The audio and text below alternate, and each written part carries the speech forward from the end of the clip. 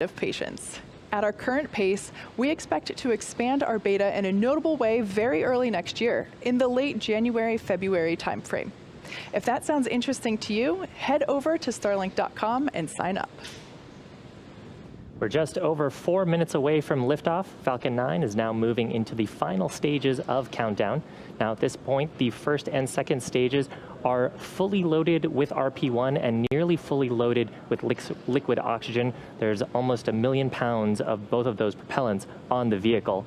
Super chilled liquid oxygen, which I mentioned earlier, is our propellant oxidizer, is actually what's creating that white cloud that you see coming off of Falcon 9's inner stage. That's what happens when that cold liquid oxygen comes into contact with the moist Florida air and causes water vapor to condense into clouds. We'll be continuing to top up the liquid oxygen on both the first and second stage. We'll expect to hear a call out here for LOX load closeout on the first stage at about T-3 minutes. And then about a minute after that, T-2 minutes, we'll hear a similar call out for the second stage. And you can really get a sense of the wind right on the pad from those streams from the liquid oxygen venting off the stage.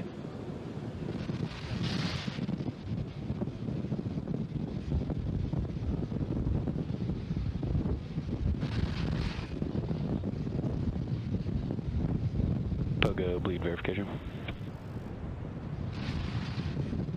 Now, coming up at about, again, we'll have at T-2 minutes, LOX load closeout on the second stage. And then at T-60 seconds, Falcon 9 will transition into startup.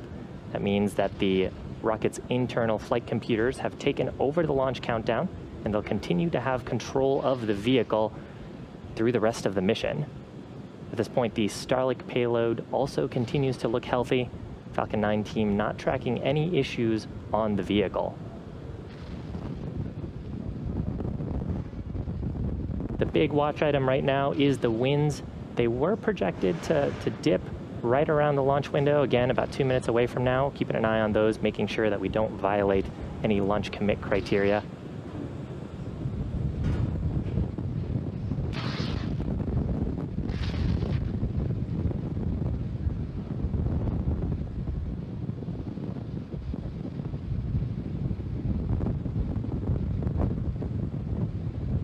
Wide shot there of LOX closeout. Wide shot there of the pad and the call from the prop team that stage 2 LOX loading is complete. With that, propellants are fully loaded on Falcon 9. Coming up here, we will have a pretty large white cloud of venting coming from the transporter erector. That's the truss structure next to Falcon 9. And it provides power, cooling, and propellants, as well as communication to Falcon 9 until liftoff.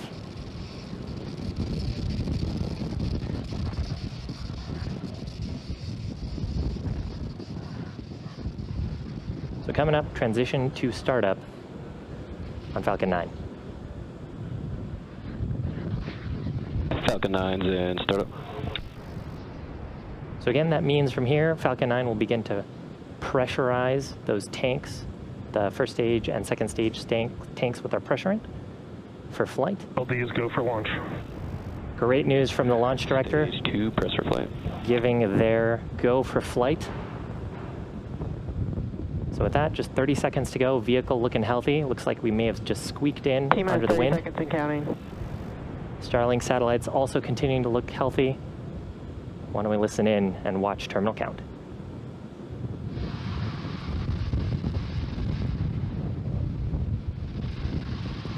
T-minus 15 seconds. Falcon 9 is configured for flight. 10, 9, 8, 7, 6, 5, 4, 3, 2, 1, 0. Ignition and liftoff.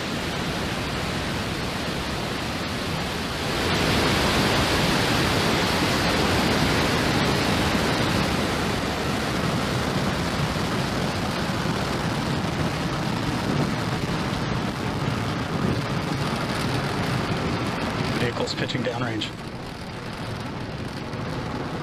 M1D chamber pressures are nominal.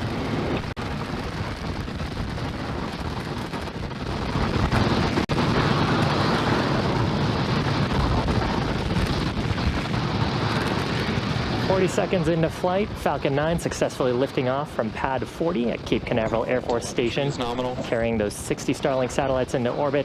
This particular booster lighting up the Florida coast for a 7th time. Now, we just began throttling down those Merlin 1D engines for maximum dynamic pressure, or max Q. That's the point when the stresses on the vehicle are the highest from the combination of the vehicle speed and the density of the atmosphere.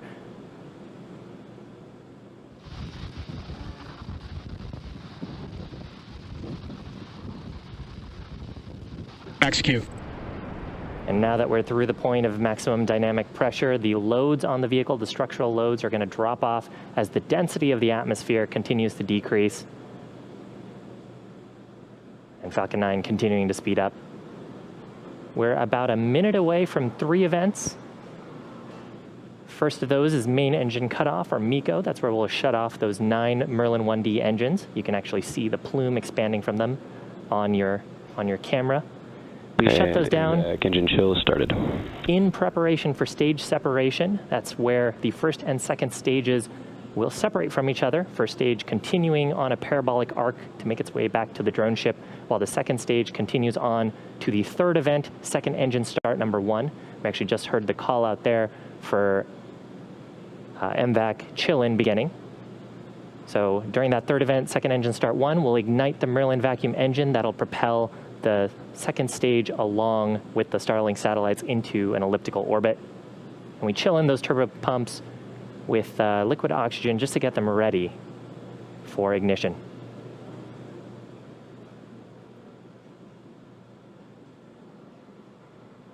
And MECO. Stage separation confirmed.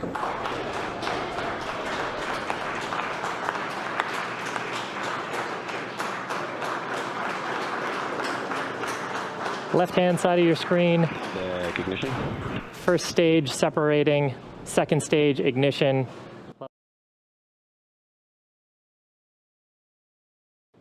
Both vehicles back on their way. Coming up shortly, we'll expect to see fairing deployment off of the second stage. Look for that on the right-hand side of your screen. Fairing separation confirmed. Beautiful shot there of those Starlink satellites. Finally getting to see space directly.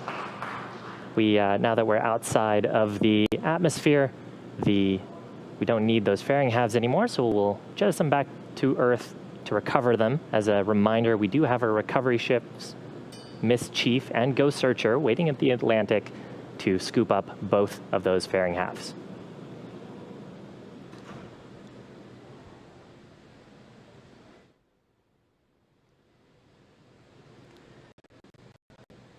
On the left-hand side of your screen there, we see the very last remnants of night lights visible off the Florida coast. It was a pretty awesome sight there as Falcon 9 lifted off. Now there we can see second stage with a healthy glow there on the MVAC engine. As second stage heads towards its targeted drop-off orbit, the first stage will execute 2 burns in order to make its way back to Earth. Now, if you happen to have followed along with our most recent launch on this past Saturday, where we launched out of Vandenberg Air Force Base, we performed 3 maneuvers in that instance because we were returning to launch site where we were landing the first stage back on land. Tonight, we are landing on the drone ship, as Shiva said before. Of course, I still love you. So we only need to perform 2 maneuvers because we are continuing the arc trajectory of the first stage. So that first burn is the entry burn, and we will reignite 3 of the 9 M1D engines at the base of the first stage. And this will help to slow that stage down as it re-enters the upper part of the Earth's atmosphere. And then the second burn is the landing burn. This is a single engine burn that brings the vehicle speed down rapidly in order to make a soft landing on a nominal on trajectory. the drone ship. So we heard there that the vehicle's on nominal trajectory. That's good news there. At this point in time, the first stage has reached apogee and is now starting its trip back down to the ocean. Our drone ship is parked a couple hundred miles off the coast of Florida in the Atlantic Ocean. It is, as you saw, a nighttime launch, and unfortunately, we can't really see anything. So we don't have very good first stage footage to show you at this point in time. But we will bring that back in once we get some landing burn action, re-entry burn action. Checking in on second stage, everything continues to look good. The 60 Starlink satellites that are on board today are joining the constellation of nearly 900 that we've already placed on orbit. These satellites are designed to provide high-speed, low-latency internet to folks like us here on Earth. And this is especially helpful for places where good internet is hard to access.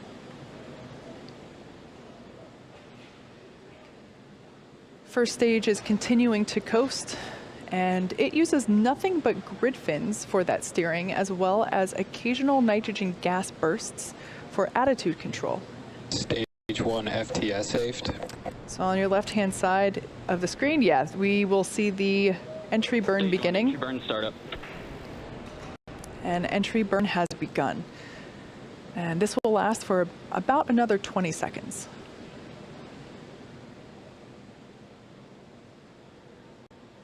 Again, this is the first of 2 maneuvers that the first stage will perform tonight.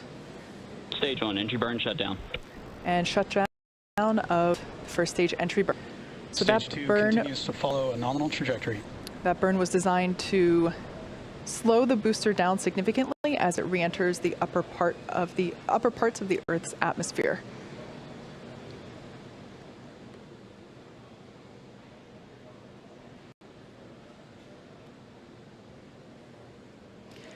The next maneuver will be the landing burn, and it is the final one where we reignite just one single Merlin engine to make a soft landing on top of the drone ship. As we mentioned earlier, this is the 7th. Stage 1, entry transonic. We just heard that the boost now transonic.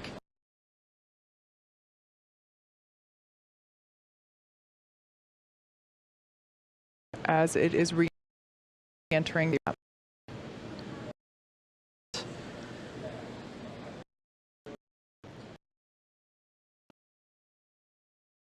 Everything's continuing to look good there on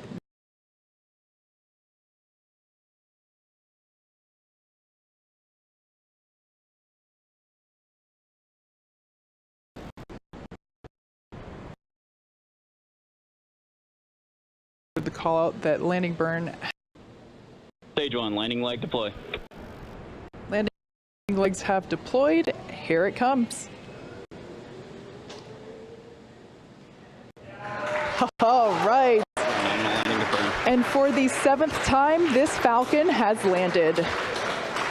This marks our 61st successful recovery of a Falcon 9 first stage. And we have SECO. And as the smoke clears, we can get a good view there. And we just heard the call out that we had SECO 1, or second engine cutoff 1. So at this point in time, Insertion. and there we heard the call out that we have good orbit for that second stage. So now that stage 2 is, it's going to coast in this orbit for a few minutes. During this time, it will start to spin along its central axis, giving the Starlink satellites the momentum that they need to space themselves out over time as they deploy. So we're going to take a quick break here, but we will be returning at T plus 14 minutes, so stick around. Expected loss of signal, Cape.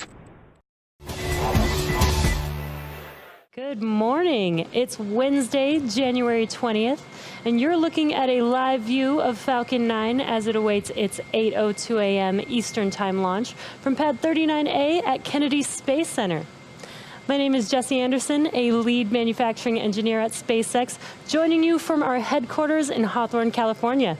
You're watching a live webcast for our 17th Starlink mission and our second mission of 2021. If you've been following Starlink development, then you know that Starlink is a constellation of multiple satellites that orbit the planet at about 550 kilometers with the potential to service the entire globe. And because they're in a low orbit, the round-trip data time between the user and the satellite, also known as latency, is much lower than with satellites in geostationary orbit. This enables Starlink to deliver services like seamless video calls that are usually not possible on other satellite internet services. And because Starlink's satellites fly in a global constellation, we can bring high-speed internet to places that previously had terrible service or no service at all. While this is our first Starlink mission of 2021, it is also notable because we are attempting to fly and land a Falcon 9 first stage for the 8th time, a first for Falcon 9. This booster debuted on our Demonstration 1 mission in March of 2019 and then flew again 3 months later on RadarSat Constellation mission. In 2020, it supported 4 Starlink missions as well as the SXM-7 mission at the end of the year. And we will be attempting to recover the booster again on our drone ship, Just Read the Instructions, and that's what you see on your screen, stationed off the coast of Florida in the Atlantic Ocean. If we are successful, it will mark the 72nd recovery of our Falcon 9 first stage. Falcon 9 was designed for 10 or more flights with minimal refurbishment between each flight, and today's flight gets us closer to that goal. Currently, we're at T-minus 14.5 minutes, and all systems are go for an on-time liftoff at 8:02 a.m. Eastern Time. Let's take a closer look at the rocket that you see on your screen. You're looking at a live view of Falcon 9, our 70-meter two-stage liquid-fueled launch vehicle. The chief engineer held a technical poll at T-minus 1 hour, and the launch director held a propellant load and launch go-no-go poll at T-minus 38 minutes. Falcon 9 has been loading propellant since T-minus 35 minutes, and currently our rocket-grade kerosene, or RP-1, is nearly fully loaded on the first stage, which is the bottom two-thirds of the vehicle. The first stage is responsible for accelerating the vehicle through the Earth's atmosphere to the edge of space with the help of 9 Merlin engines. Now, directly above the first stage is the black carbon fiber interstage, which you can see there at the bottom of your screen. And connected to that is the Falcon 9 second stage. Second stage has a single Merlin vacuum, or MVAC engine. And once the first and second stages separate about 2.5 minutes into the mission, the MVAC engine will ignite for its first burn and then shut down for coasting. Today, we will be performing 2 second stage burns and deploying our Starlink satellites at approximately 1 hour into the mission. The 2 burns allow us to deploy our satellites into a circular orbit, which in turn helps them get to their final orbit much faster. Now you'll notice this large nose cone at the top of the rocket that you're looking at on your screen. This is called the fairing. That's where the stack of Starlink satellites is safely housed. The fairing protects the satellites from aerothermal heating, aerodynamic loads, and contamination during ascent. As you may know, space is a vacuum, so we will jettison the fairing halves to reduce some weight as the second stage continues on its journey to orbit. Today, we are using flight-proven fairing halves, and Miss Tree and Miss Chief, which you are looking at on your screen, we'll be attempting to recover them by wet recovery, meaning we will be retrieving them from the water. Now, weather is looking 90% favorable at the launch site, which you could see that beautiful view there with a slight chance of cumulus cloud development this morning. At a recovery site in the Atlantic Ocean, ground level winds are in the forecast today. Now, these winds are potentially stronger than what Falcon 9 has experienced on previous flights. Therefore, today's mission will be what we call an envelope expansion on our first stage landing wind performance, meaning we are going to test the wind limits of our vehicle upon landing. With that, the goal, satellites, weather, and range are all looking good for an on-time liftoff. Just a few minutes. Our last launch December of 2020, we've brought Starlink to a handful of new communities in the U.S., Canada, as well as the United Kingdom, which we're really excited to tell you about. In Canada, we signed our first customer, the Kanjikam First Nation Reservation, which is located in a remote area of Ontario Province, Canada, about 300 kilometers northeast of Winnipeg. The Kanjikam First are an indigenous community of approximately 2,000 to 3,000 people, representing 400-500 family households. The area is so remote that for the majority of the year, all shipments are sent via chartered airplane, except during the coldest weeks, trucks are able to travel across ice roads to reach the community. Given the remote and terrain challenges of the Pikangikum First Nation, it is cost prohibitive to update or lay new infrastructure. Starlinks were delivered to the community for use in residences, community buildings, and businesses. Here's a look at how Starlink is positively impacting the Pikangikum First Nation reservation. All the projects I've probably been involved in, this is, for me personally and professionally, the most rewarding one. I've never worked with a community or a customer or a client that's been more excited about something or happier. And I just, I don't know what could be more rewarding than that. After many, many months of trying to get internet to Pikangikum through other means, Dave was really determined to find a different way. He began doing a lot of research and eventually reached out to SpaceX. They went back and they got the approval, and they came back to me and said that Pikangikum was going to be the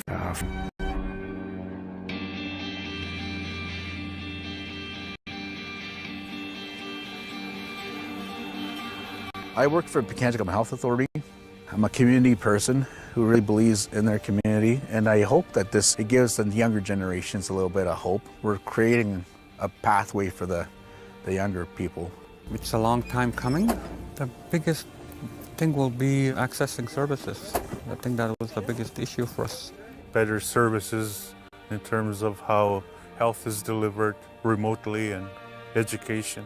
Up until Thursday of last week, you couldn't get a college education from Pikangikum. You can now. That access to that information allows them to change the world and shape their path and future. This is a monumental deal. I mean, for the community of Pikangikum to be able to have high-speed internet within 15 minutes of it landing on the ground is incredible. Yeah, you're laughing because you know what it was like before. Before it was like three. Like three. I never expected to see that kind of number. Yeah, it's better than 60 kilobytes per second. That's actually how fast our internet was. This solution can be used for healthcare, for education, for virtual court purposes. Anything that you can think of that's done virtually in another environment or in another city can now be done in Pikangikum in a remote fly-in community. I can only think of the difference that it can make at the school for the students. Right now, because of COVID-19, all of our instruction is online. From a perspective of policing, it's very difficult sometimes to do business in a timely fashion. A lot of challenges that we see right now, we're going to be able to overcome them due to the speed. Just that we were a part of the project and that we had the pleasure to help them get this far is just awesome. My goal has always been to start with the youth, the kids, the children. When that playing field isn't level, then we're doing something wrong. I think what we've done here is that there's still a lot of, at least they have access to technology and information, and hopefully that playing field is at least local being level. It's pretty exciting, and I'm sure the community is just as excited as I am today. Everyone deserves to have this kind of service because at this point in history, internet isn't just a luxury, it's a need.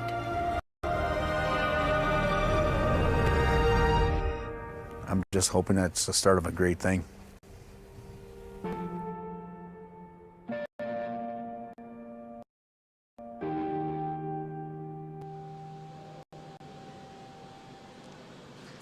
It is so incredible to see the community's excitement and gratitude, and our Starlink team is really proud to be able to help communities like the Pikangikum First Nation reservation. Also, since our last in November, we signed up Maysville, Ohio, as well as the Wise County Public School District in Virginia.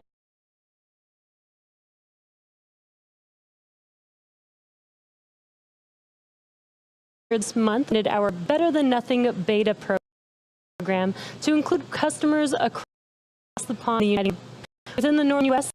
and Canada, and now the UK. We are focused on rural and remote areas where there is no easy access to fiber or cable. If you're in our service,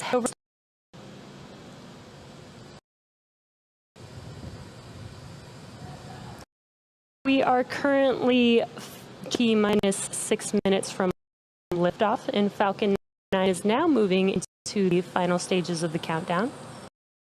Our next event will be the Transporter Erector, or TE, retracting slightly away from the vehicle at T minus 4.5 minutes. Now the TE is that large trusted structure that you can see behind Falcon 9 on your screen. We use the TE to roll the rocket out to the pad and raise it to a vertical launch position. It also routes the vehicle's fluids, power, and telemetry umbilicals from the ground systems to the rocket and satellites until Falcon 9 goes to the pad at lift for Falcon 9's ascent.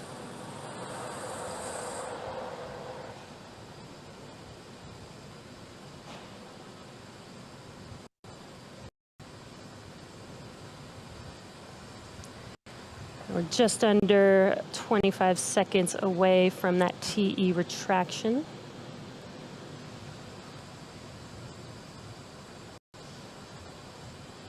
You could see those white clouds around Falcon 9.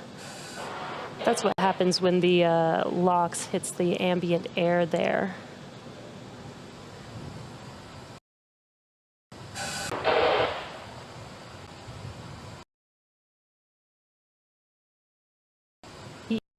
Retraction we can view here.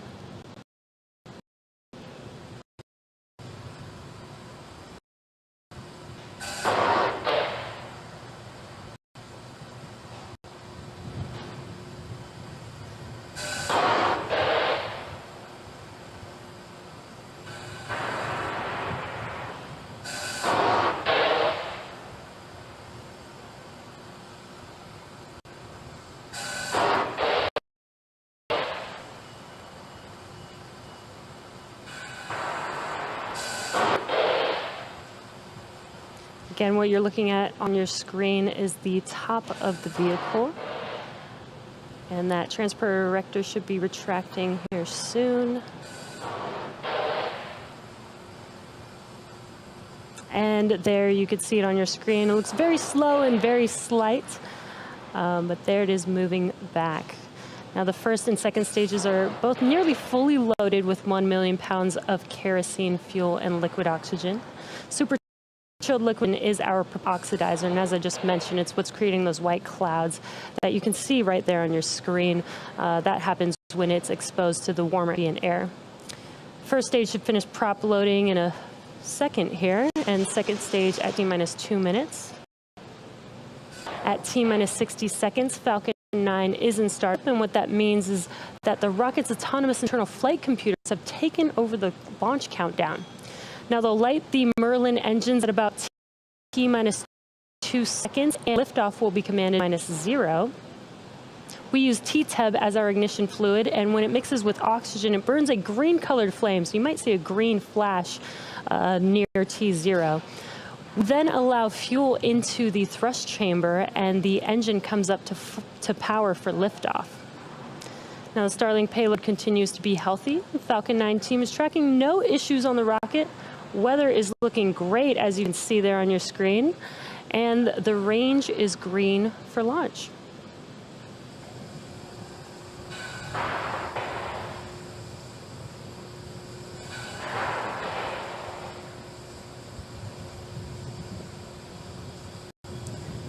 And we just passed the T-minus 2 minute mark. Station LOX closed out. And there's that call out that LOX load is complete on both first and second stage. Just about 15 seconds or so, we will start venting out the transporter erect liquid oxygen line. And there you can see it on your screen, those white clouds. As I mentioned, this is the venting, just clearing out the line on the transporter erector.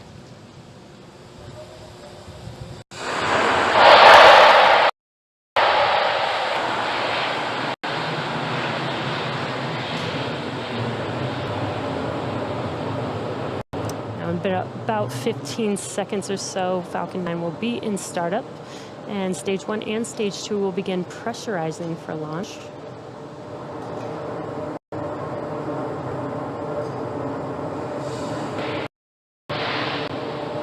And Falcon 9 is in startup. There's that call out. Falcon 9 is in startup. Now we're waiting for the go for launch from the launch director in a few seconds here.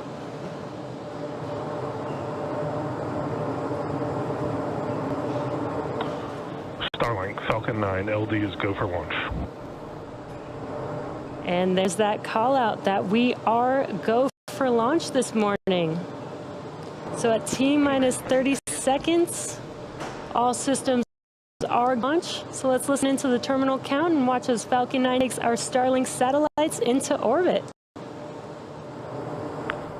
Stage 1 press for flight. Nice, 15 seconds. Falcon 9 is configured for flight.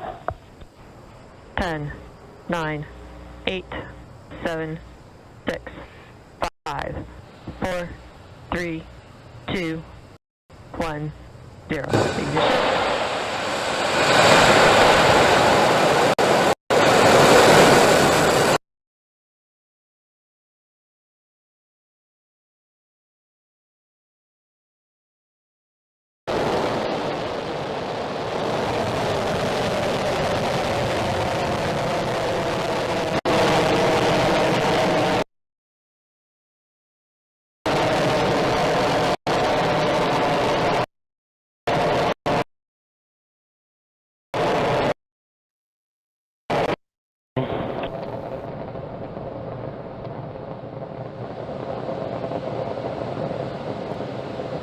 At T plus 40 seconds, we've got a beautiful view of Falcon 9 successfully lifting off Entry is nominal.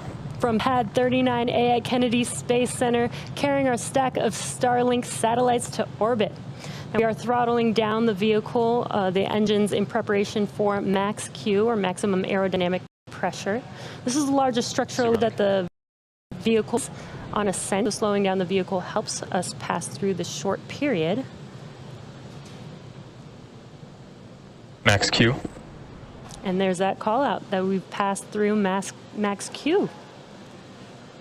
Now, in about a minute, we'll have 3 events happening. That'll be main engine cutoff, or what we call MECO, stage separation, and SES-1, which is second engine start 1. Now, MECO is where we shut down all 9 of those M1D engines on the first stage to slow the vehicle down in preparation for stage separation. And that's where the first stage separates from the second stage. First stage will start making its way back to Earth for landing, while second stage continues on its journey with the third event, which is SES-1, or second engine start 1. And that's where we light up the MVAC engine, and it propels the second stage along with these Starlink satellites to orbit. We've just got some awesome views on the screen. Such a beautiful morning. We're just about 15 seconds away from those 3 events: MECO, stage separation, and SES-1.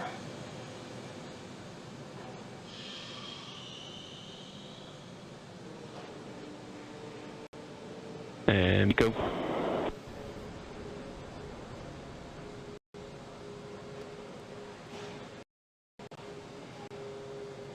Stage separation from.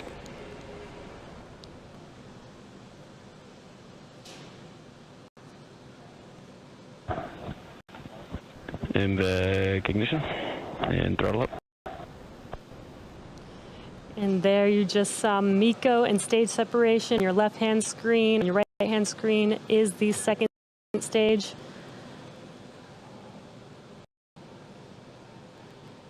Waiting on fairing deploy coming up here shortly.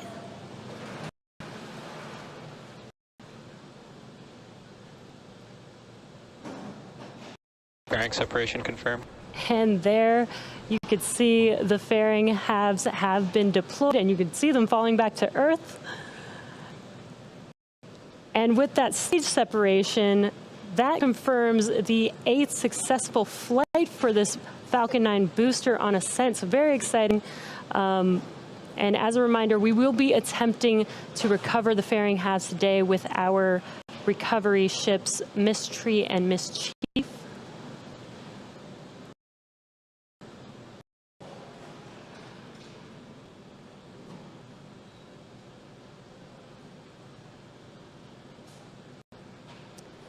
As stage 2 heads towards its targeted drop-off orbit, stage 1 will execute 2 burns in order to make its way back to Earth. And that first burn is called the entry burn. That's where 3 of the 9 M1D engines will reignite. And this Acquisition of signal, Bermuda. This helps to slow the stage down as it re-enters into the upper parts of the Earth's atmosphere. The second and final for the first stage is the landing burn. Each of the M1D engines has 190,000 pounds of thrust, which is just enough to slow down the vehicle rapidly to touch down for landing, as the landing burn is just a single engine burn. And again, this is the vehicle's 8th flight, so it is our life leader.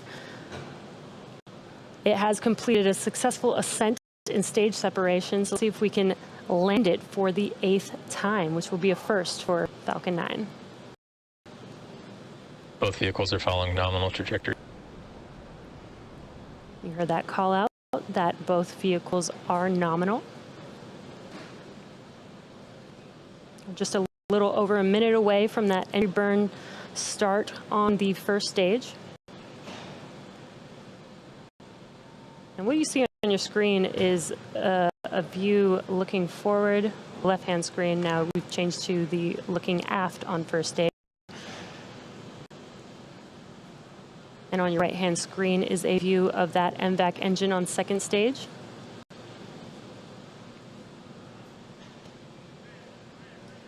The second stage engine, that MVAC engine, has a thrust of 220,500 pounds of thrust in a vacuum.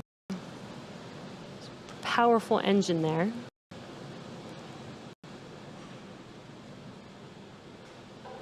And we're just about 20 seconds or so away from that burn on the first stage. You can see those grid fins are deployed, helping to steer the vehicle. And we do use nitrogen gas burst for attitude control. Stage 1 FTS is saved.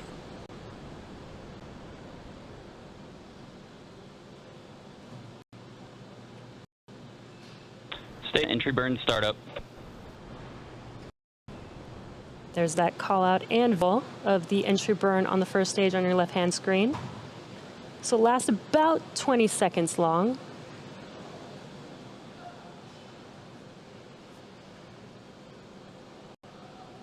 Stage 1 entry burn shut down.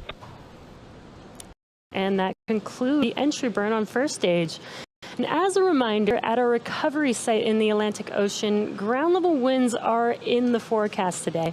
These winds are potentially stronger than what Falcon 9 has experienced on nominal trajectories. That was just a call out that everything is nominal. These winds are potentially stronger than what Falcon 9 has experienced on previous flights.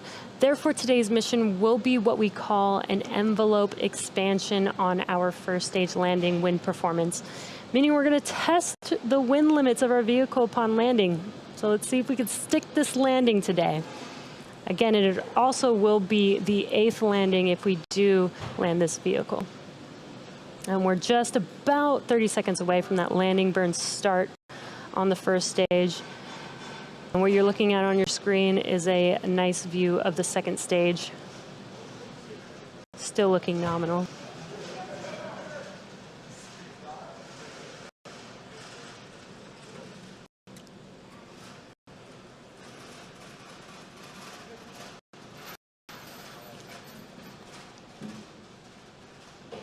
Stage 1 landing burn startup. There's that call out. Landing burn has started on first stage. Let's see if we stick this landing. There's a view of the drone ship on your left-hand screen. Stage 1 landing leg deploy.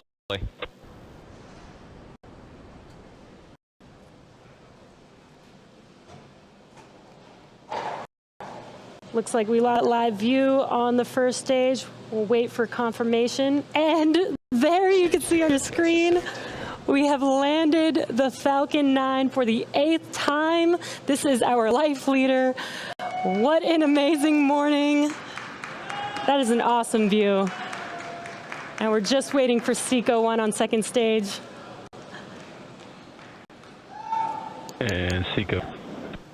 And there's that call out for SECO 1. Waiting for confirmation of good orbit.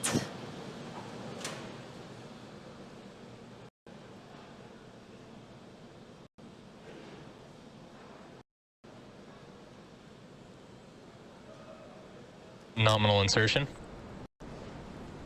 And there's that call out for good orbit on second stage. What an exciting morning. We've landed that first stage for the 8th time. And now that second stage is going to coast. Signal, Newfoundland. Second stage is now goes in this orbit for the next 35 minutes or so. And while that happens, take a look at this station. We'll have an animation showcasing where we are in the coast phase. So we'll see you back here at T plus 45 minutes for that second stage relay. Good morning. It's Thursday, February 4th, and you're looking at a live view of Falcon 9 as it awaits its 1:19 a.m. Eastern Time launch from Space Launch Complex 40 at Cape Canaveral Space Force Station, Florida. My name is Kate Tice, Senior Certification Engineer at SpaceX, joining you from our headquarters in Hawthorne, California. You're watching a live webcast for our 18th Starlink mission and our 4th launch of 2021. As many of you know, February is Black History Month here in the United States. Since 1976, the United States has designated the month of February as a time to recognize and celebrate the critical roles that Black people have had and continue to have in shaping our shared history. Here at SpaceX, we've encouraged everyone to celebrate, learn, and discuss the ways our industry has benefited from the work of Black Americans. We encourage you to do the same. Speaking of work, the Starlink team has been hard at work in preparation for today's launch, as well as another Starlink launch that's set for about 24 hours from now at our neighboring launch pad 39A. As many of you know, Starlink is a constellation of satellites that can provide high-speed, low-latency internet all over the globe, particularly in remote or rural areas where connectivity is limited or completely unavailable. Over time, we continue to expand our coverage area as we launch more satellites. If you're interested in knowing if Starlink is available in your area, you can check that out by visiting starlink.com. At this point, we're currently at T-minus 9 minutes and 45 seconds and have been making forward progress in the countdown. About 45 minutes ago, at the T-minus 1 hour mark, our chief engineer held a technical poll. About 20 minutes later, our launch director held a propellant load and launch readiness go, no-go poll. With our team's go for launch, Falcon 9 started loading propellant at T-minus 35 minutes. Weather at the launch site is looking great, but we are keeping our eyes on weather for our recovery operations out in the Atlantic Ocean. But as of now, all systems are green for an on-time liftoff of 1:19 a.m. Eastern.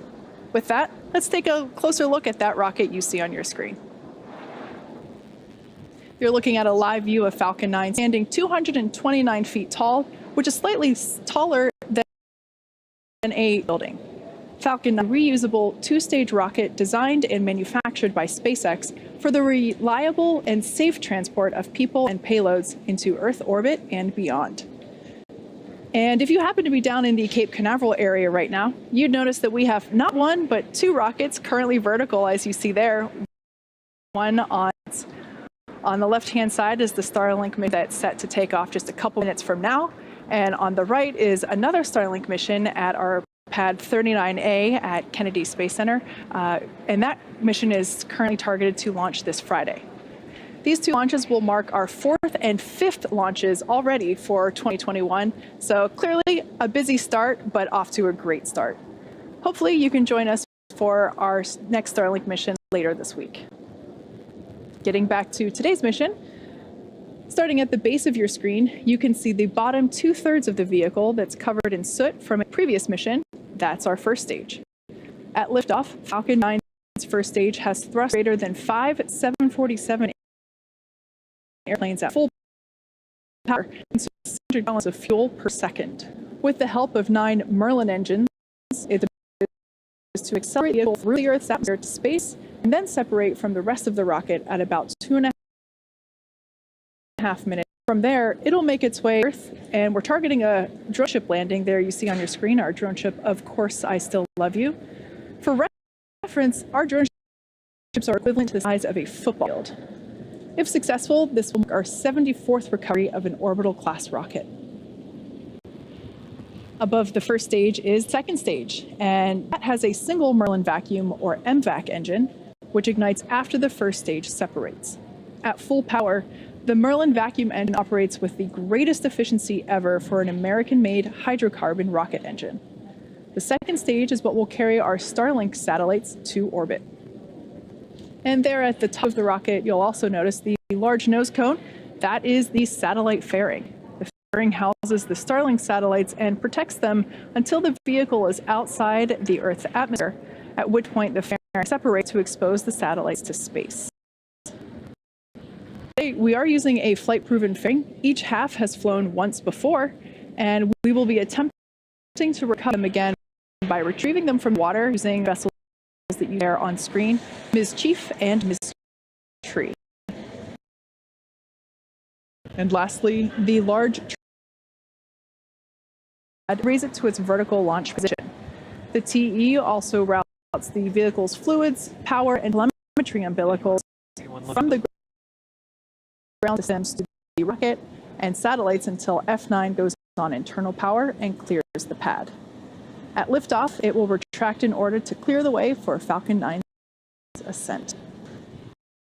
And in rare occurrence, tricky Florida weather around the Space Coast, tonight our probability of violating launch commit criteria 1% or less.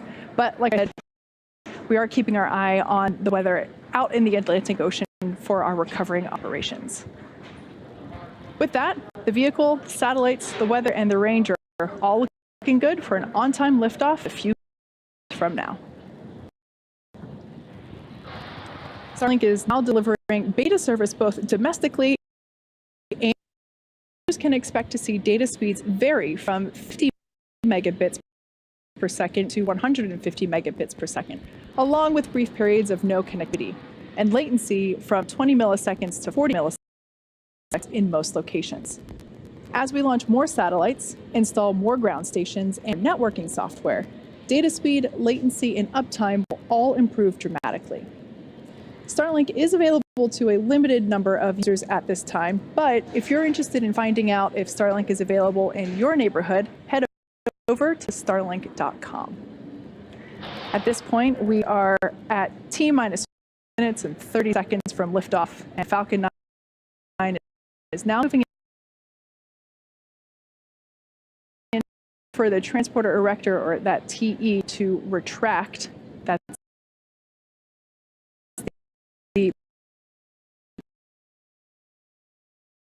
painted white structure there next. It may have already, there we go. We heard the call out, and you can see the cradle arms there.